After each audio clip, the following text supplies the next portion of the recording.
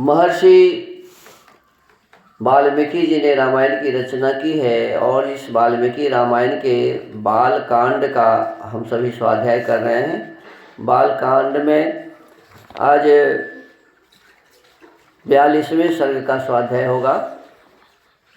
पीछे हमने जाना है कि महाराज सगर की 2 पत्नियां थी। एक का नाम था केसनी और एक का नाम था सुमति, और उन दोनों पत्नियों में कोई भी पुत्र उन्हें नहीं थे। तो ये दोनों पत्नी को लेकर के चले गए हिमालय और वहाँ जाकर तपस्या करने लगे हिमालय पर्वत पर। कहते जब ये 100 वर्ष तक तपस्या कर लिए तब भृगु ऋषि आए और उन्हें आशीर्वाद दिए कि तुम्हें एक पत्नी से एक पुत्र और दूसरे पत्नी से 60,000 पुत्र प्राप्त होगा। और आपको बताया गया है कि कैसे केसनी को तो एक ही पुत्र हुआ जिसका नाम असमंज हुआ, और दूसरी जो पत्नी थी उनके गर्भ से क्या पैदा हुआ जी? कुंभ पैदा हुआ, एक घड़ा है ना, मटका, और उसको जब फोड़ा गया तो उसमें से 60,000 बच्चे निकले। अब कितना बड़ा घड़ा रहा होगा बताओ, तो इतना बड़ा घड़ा निकलेगा पेट में से? ये सब अव्यवस्थित बातें हैं, पता नहीं कब से ये पाखंड शुरू हो गया। ये सब पाखंड की बातें, सीधा सीधा नहीं लिख सकता था क्या? और 60,000 पुत्र होगा क्या किसी आदमी को? अब उस लिखा हुआ है कि ये उसको घी से भरे हुए घड़े में डाल दिया और उसी में बड़ा हुआ। सबके लिए अलग अलग दूध पिलाने के लिए धाई रखी गई, और वो जब बड़ा हो गया नाम किसी का भी नहीं बताया गया। 60,000 में एक भी बच्चे का नाम बताया ही नहीं गया। अरे कुछ भी तो नाम रखा होगा, लेकिन कुछ नाम बताया ही नहीं।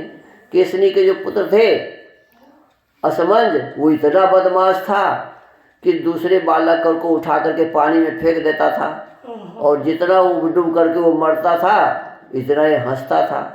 और राजा के पास शिकायत गई। राजा ने कहा कि ऐसे बेटे को लेके क्या होगा? तो वो बेटे को देश से निकाला दे दिया, नगर से निकाला दे दिया, बाहर कर दिया। अब वो कहाँ गया इसका कोई पता है ही नहीं। जिंदा भी रहा कि मर गया, क्या हुआ कुछ पता नहीं है असमंज का। लेकिन उसकी शादी हो गई थी, उसको एक बेटा हुआ था, उसका नाम था अंशुमान। क्या नाम था जी? अंशुमान।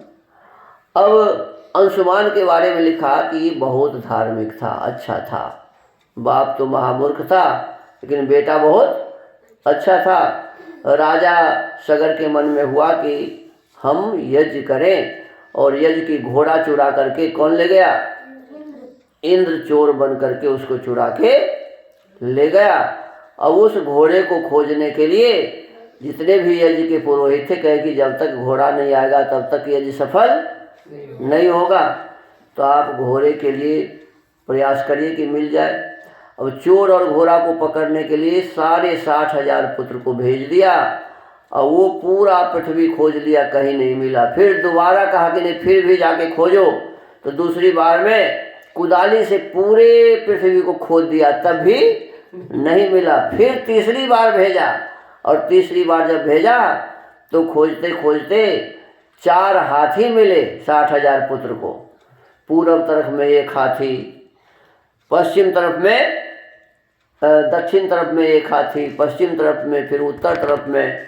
और लिखा हुआ है कि सभी पृथ्वी को अपने माथे के ऊपर, माने सिर के ऊपर में रखा हुआ था। अब वो जो सिर हिलाता था तो भूकंप हो जाता था।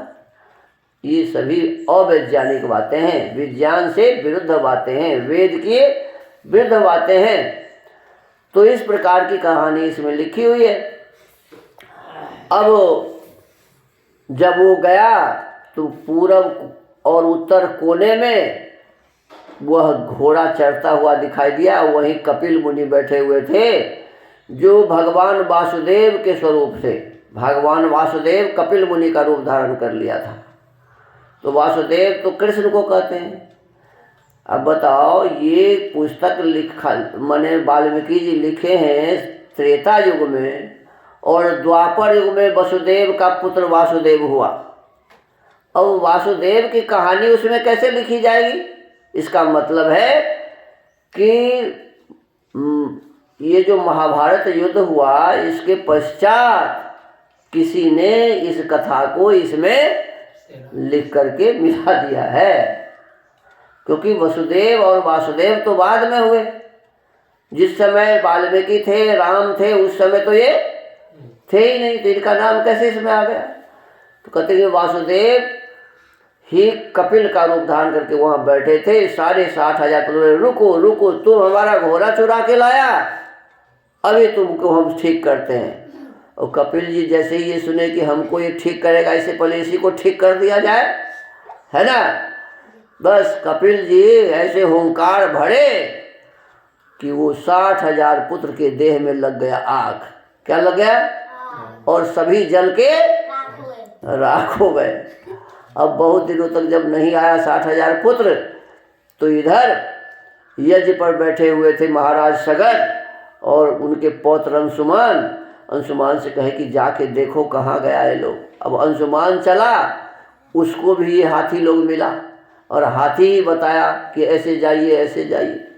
और जा करके जब वहाँ पहुँचा तो देखा कि मेरे सभी चाचा जल के नष्ट हो गए हैं, भस्म हो गए हैं। संयोग से उनके चाचा के मामा मिल गए उनको, जिनका नाम क्या था? गरुड़ महाराज। और गरुड़ महाराज कहते हैं कि अरे ये जो मरे हैं इसका फल अच्छा होगा, ये जो मरे हैं इसका फल। मामा कह रहा है अपने भांजा जितने थे सबके मरने के बाद की कहानी कि ये जो मरा है इसका फल क्या होगा जी? अच्छा होने वाला है। इसलिए चिंता करने वाली बात नहीं, आप घोड़ा लेकर के जाइए यज्ञ में। अब अंशुमान घोड़ा लेकर के पहुंचा और सब कथा अपने बाबा को, दादाजी को सुना दिया कि आपके 60,000 पुत्र तो नष्ट हो गए। और गरुड़ महाराज ऐसे ऐसे बोले कि अच्छा हुआ है। और इसको तृप्त करने के लिए पानी ही नहीं था कहीं, तो कहा कि भाई कैसे ये तृप्त होगा? तो गंगा जी जब तक नहीं आएगी तब तक ये लोग तृप्त नहीं होंगे। अब लिखा है कि उसके बाद 100 वर्ष तो पहले बीत गए थे, इसके पश्चात एक काम में समय बीता। फिर कहा उसके बाद 30,000 वर्ष तक राजा सगर यज्ञ पूरा करके और या राज्य करता रहा। फिर वो मर गए, स्वर्ग चले गए। फिर उनके पुत्र हुए, और ये उनके पौत्र जो थे अंशुमान भी 31,000 वर्ष तक राज्य किया। बहुत प्रयास किया कि गंगा यहाँ आए, गंगा आई नहीं, वो भी बेचारे चले गए। उसके पुत्र थे दिलीप जी को कोई बीमारी हो गई, बेचारे वो भी 30 वर्ष तक राज्य किया और वो भी मर गए। उसके बाद उनके एक पुत्र हुए दिलीप जी के, उनका नाम था भगीरथ। क्या हुआ जी? और भगीरथ जी को भी कोई बच्चा नहीं था, वो बेचारा भी तपस्या करने लगे। और तपस्या जब कर रहे थे तो ब्रह्मा जी आए, उनके तपस्या से खुश होकर बोले कि भाई वरदान मांगो। अब वो वरदान में क्या मांगा कि गंगा जी पृथ्वी पर आना चाहिए और हमारे जितने भी 60,000 सगर के पुत्र हैं सबका उद्धार होना चाहिए। तो इतना दिन से राख पड़ा ही हुआ था क्या है? तो इसको गप्पे न है। अरे सबका राख इतना देर पड़ा होगा कि उड़ गया होगा है?